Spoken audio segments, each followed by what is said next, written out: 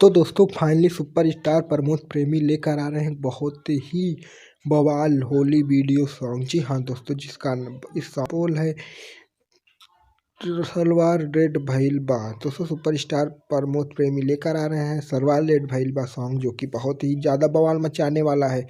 दोस्तों आप लोगों को बता दें कि सुपरस्टार प्रमोद प्रेमी का यह सॉन्ग 24 तारीख को सुबह 7:15 पर आएगा।